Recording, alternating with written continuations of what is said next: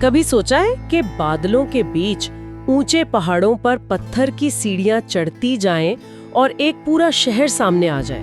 जी, एक ऐसा शहर जो सदियों तक किसी को पता ही नहीं था कि वहाँ मौजूद है। बिल्कुल, ये है माचू पिचू, इनका तहजीब का एक गुमशुदा शाहकार जो एंडीज की चोटियों पर दुनिया से छुपकर बैठा था। आज हम इसी पुरस्कार जगह और उसको बनाने वाली तहजीब यानी इनका के कुछ पहलुओं पर बात करेंगे। ये सिर्फ पत्थरों का ढेर नहीं है। नहीं, बिल्कुल नहीं।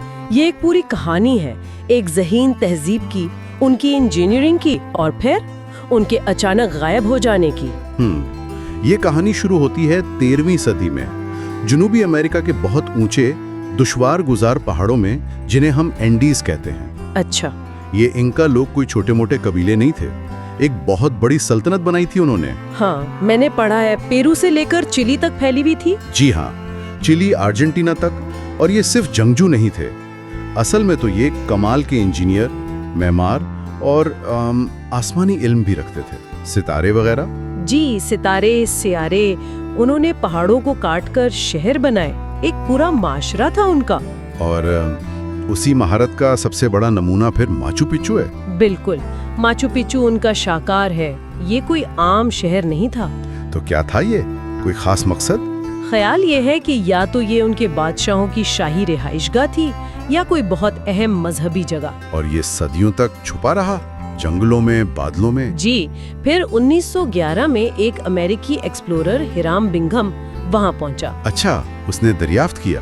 दरियाफ्त तो शायद सही लफ्ज नहीं, क्योंकि मकामी लोग तो जानते थे इस जगह को। ओह, अच्छा। हाँ, लेकिन बिंघम ने उसे दुनिया के सामने लाके मशहूर कर दिया। और उसकी तामीर, वो तो हैरानकुन है, खास तौर पर वो पत्थर जोड़ने का तरीका। ओहो, वो तो वाकई कमाल है।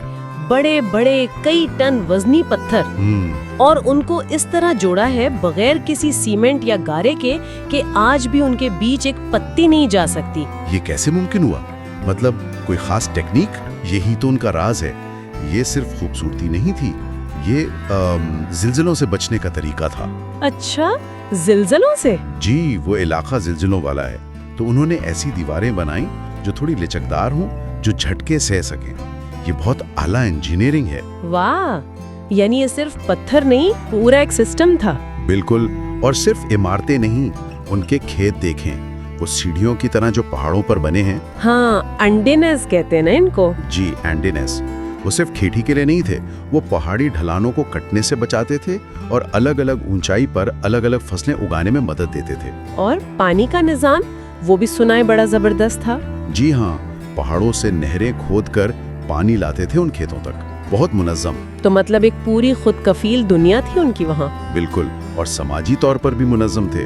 फिर आसमानी इल्म, फल्कियात। कुस्को का सूरज मंदिर, वो क्या था? कोरेकांचा, वो सिर्फ मंदिर नहीं था, वो एक ऑब्जर्वेटरी भी थी, यानी सितारों को देखने की जगह। अच्छा। वो सूरज, चांद, सितारों की चाल से अपना कैलेंडर बनाते थे, अपने त्योहार तय करते थे। कुछ खिड़कियां और पत्थर ऐसे एंगल पर हैं कि साल के खास दिनों में सूरज की रोशनी सीधी उन पर पड़ती है। हैरत अंगेज है, इतनी तरक्की याफ्ता तहजीब और दुनिया से तकरीबन कटी हुई। जी, लेकिन फिर 16वीं सदी में सब खत्म। हाँ, 16वीं सदी, जब हिस्पैनवी हमलावर आए, फ्रांसिस्को पिज़ारो। सिर्फ चंद सौ सिपाहियों के साथ इतनी बड़ी सल्तनत को कैसे खत्म कर दिया? ये बात समझ नहीं आती। उसकी कई वजूहात थी, सिर्फ पिज़ारो की फौज या उनके हथियार नहीं। अच्छा, और क्या था? एक तो इंका सल्तनत में खुद अंदरूनी लड़ाई चल रही थी, तख्त के लिए दो भाई लड़ रहे थे। ओह, तो वो कमजोर हो गए थे। जी, कमजोर थे। दूसरा, हिस्पैनवी अपने साथ बीमारियां लाए थे, चेचक जैसी बीमारियां, जिनका इलाज उनके पास नहीं था। बिल्कुल, मकामी आबादी उन बीमारियों से बिल्कुल नावाकिफ थी। बहुत बड़ी तादाद में लोग मर गए, इससे उनकी मुजाहमत और कमजोर हो गई। और सोना चांदी का लालच। हाँ, वो तो था ही। हिस्पानियों ने बेदर्दी से लूटा और उनकी सकाफत को तबाह किया, एक पूरी तहजीब मिट गई। लेकिन इस सारी तबाही में माचू पिचू कैसे बच गया? यही तो किस्मत की बात है, इसका मालो वकू, यानी ऊंचाई और जंगल। जी, वो इतनी ऊंचाई पर इतने घने जंगलों में रास्तों से हटकर था कि हिस्पानियों की नजर ही नहीं पड़ी। शायद उनका ने खुद ही उसे छोड़ दिया हो।